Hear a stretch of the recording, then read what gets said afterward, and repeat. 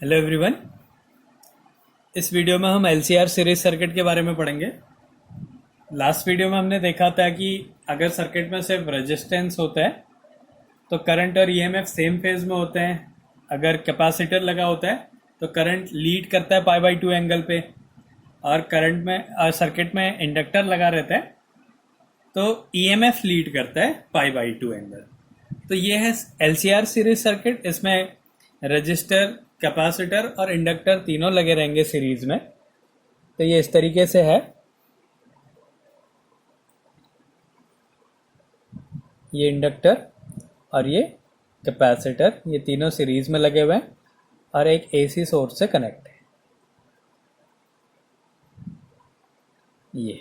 ये रजिस्टर हो गया, ये इंडक्टर हो गया और ये कैपेसिटर हो गया। अब हम इसका फेज डायग्राम बनाएंगे, फिर उससे इसको सॉल्व करेंगे। तो माना ये वाली जो लाइन है ये करंट के लिए है। अब अगर सर्किट में सिर्फ रजिस्टर लगा हो तो पोटेंशियल और करंट सेम फेज में होते हैं, वोल्टेज और करंट सेम फेज में होते हैं, ईएमएफ और करंट सेम फेज में होते हैं। तो अगर ये करंट को है तो ईएमएफ की भी यही होगा, तो इसका वोल्टेज जो है वो वी आर है। ये अगर करंट को करा तो ईएमएफ भी इसी में होगा क्योंकि वो सेम फेज में होते हैं। और सर्किट में अगर इंडक्टर लगा रहता है तो ईएमएफ लीड करता है करंट से पाई बाई 2 एंगल पे। तो इंडक्टर के लिए माना ये वाली, ये इंडक्टर, ये करंट है तो इंडक्टर में जो है वोल्टेज लीड करेगा पाई बाई 2 पे। तो ये जो है ये वोल्टेज हो गया इंडक्टर के लिए। और अगर कैपेसिटर है तो ईएमएफ पीछे होता है पाई बाई 2 करंट से। अगर कैपेसिटर लगा है तो करंट लीड करता है, तो करंट का ये है तो ईएमएफ जो है पाई बाई 2 पीछे होगा। तो ये वाली जो लाइन होगी ये होगी कैपेसिटर के ईएमएफ की। तो ये हो गया इसका फेजर डायग्राम। अब हमने इसका रिजल्टेंट निकालना है कि इसका रिजल्टेंट ईएमएफ क्या होगा। अब फेजर डायग्राम जो है वो वेक्टर के फॉर्म में होता है। तो ये यहां तक जो है ये इसका मैग्नीट्यूड है, ये वी आर रजिस्टर के लिए मैग्नीट्यूड है और ये कैपेसिटर का है। तो अब हमने इसको सॉल्व करना है वेक्टर से। तो ये दोनों एक ही लाइन में है, ऑपोजिट डायरेक्शन में है। तो इसका पहले रिजल्टेंट निकाल देते हैं। इसका रिजल्टेंट इसको माइनस करके आएगा और जो रिजल्टेंट की डायरेक्शन होगी वो बड़े वाले के साइड में होगी। तो इसका मान लिया कि इसका जो रिजल्टेंट है वो ये है, ये वाला, ये है वी एल माइनस वी सी। ये इसका रिजल्टेंट है, इतना जो है ये इसका मैग्नीट्यूड है। अब इसको तो सॉल्व कर दिया, अब इसका और इसको सॉल्व करना है। तो ये दोनों एक दूसरे के परपेंडिकुलर है, तो इसका रिजल्टेंट जो है वो ऐसे निकलेगा। और मान लिया जो रिजल्टेंट है वो नेट ईएमएफ ई से रिप्रेजेंट कर रहा है। तो ये हो गया इसका रिजल्टेंट, हमने निकाल दिया। ये है, अगर ये वी एल माइनस वी सी है तो ये भी वी एल माइनस वी सी होगी। और माना ये जो ईएमएफ है, जो रिजल्टेंट है, वो करंट से जो एंगल बना रही है वो फाई है। अब इसका ईएमएफ अगर पाइथागोरस थ्योरम से देखें तो क्या होगा, E square equals to V L minus V C का whole square plus V R square, V L minus V C का स्क्वायर अब प्लस वी आर स्क्वायर। अब इसको सॉल्व कर देते हैं। V L equals to V equals to I R होता है, और इंडक्टर लगा है तो हम वहाँ पे, अगर इंडक्टर लगा है तो वहाँ पे हम इंडक्टिव रिएक्टेंस लेंगे, कैपेसिटर लगा है तो वहाँ पे कैपेसिटिव रिएक्टेंस लेंगे, और रजिस्टर लिया है तो हम वहाँ पे रजिस्टर के लिए लेंगे। ये आर ही हैं, सारे रेजिस्टेंस ही हैं। तो V L equals to I X L हो गया, I X L minus V C equals to I X C square plus V equals to I square R square हो गया। ये निकल लिए ई स्क्वायर की वैल्यू।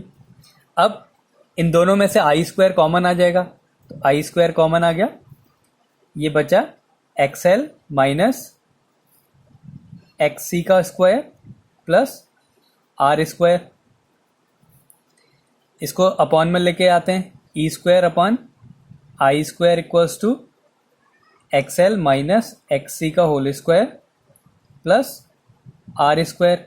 अगर हम इसका स्क्वायर रूट कर दें तो E upon I equals to under root X L minus X C का whole square plus R square, ये हो गया। अब ई अपॉन आई आर के इक्वल होता है। अब ये जो आर है ये तीनों के लिए है, तीनों का रेजिस्टेंस, तो इसको बोलते हैं इम्पीडेंस। तो ई अपॉन आई की वैल्यू हो गई जेड और इसको बोलते हैं impedance. Impedance Z equals to हो जाएगा under root X L minus X C का whole square plus R square, ये इसका इम्पीडेंस हो गया। अब अगर यहां से हम फेज निकालना चाहें तो tan phi equals to perpendicular upon base, तो परपेंडिकुलर क्या हो गया V L minus V C upon V R, ये इसका। अब वी एल इक्वल्स टू हो गया I X L minus I X C upon V equals to I R हो गया, तो इसकी जगह लिख दिया आई आर। आई कॉमन आके कैंसिल हो जाएगा तो tan फाई इक्वल्स टू क्या आ जाएगा X L minus X C upon R, तो ये इसका फेज आ गया। इधर से हम फाई की वैल्यू निकाल सकते हैं। अब इसमें कुछ कंडीशंस होंगी। पहला है कि अगर एक्स एल बड़ा है एक्स सी से तो इससे क्या मिलेगा हमें, ये जो tan फाई है इसकी वैल्यू पॉजिटिव होगी। tan फाई कैसा होगा, पॉजिटिव होगा। tan फाई के पॉजिटिव होने का मतलब है कि जो ईएमएफ है ये लीड करेगा करंट को, ईएमएफ लीड्स करंट, ये इसका मतलब है। दूसरा केस है कि अगर एक्सएल छोटा है एक्ससी से, एक्सएल इज लेस देन एक्ससी, तो इसमें क्या मिलेगा हमें, tan फाई की वैल्यू नेगेटिव होगी। इसमें इसका मतलब हुआ कि ईएमएफ लैग्स बिहाइंड करंट।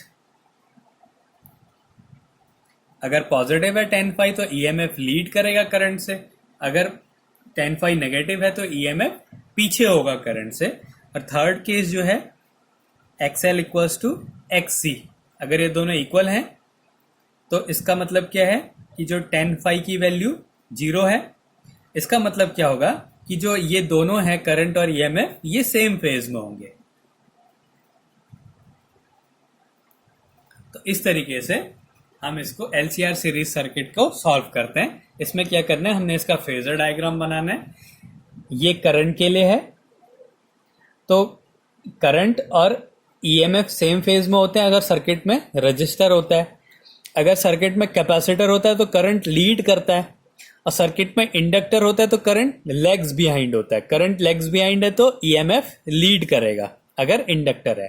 तो फिर अब हमने इन वेक्टर्स को सॉल्व कर दिया। पहले इन दोनों का रिजल्टेंट निकाला, VL माइनस VC आया, फिर VL माइनस VC और VR का रिजल्टेंट निकाला, तो क्या मिला हमें, VL माइनस VC का स्क्वायर प्लस VR स्क्वायर। इसको सॉल्व कर दिया। सॉल्व करने के बाद E अपॉन आई R होता है, इस R की जगह हम यहाँ पे इम्पीडेंस लेंगे Z, तो impedance equals to XL minus XC का whole square plus R square हो गया।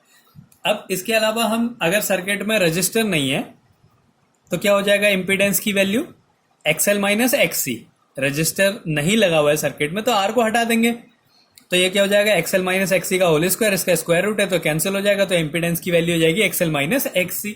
अगर सर्किट में कैपेसिटर नहीं है तो इम्पीडेंस क्या हो जाएगा, XL square plus R square. तो इस फॉर्मूले से हम किसी भी सर्किट को का इम्पीडेंस निकाल सकते हैं, उसका रजिस्टर निकाल सकते हैं। ये तीनों के लिए है। इसमें अगर जो भी चीज नहीं है तो उसको हमने इससे हटा देना है, और जो सॉल्व करके जो आंसर आएगा वो उसका इम्पीडेंस होगा। तो ये है सीरीज एलसीआर सर्किट।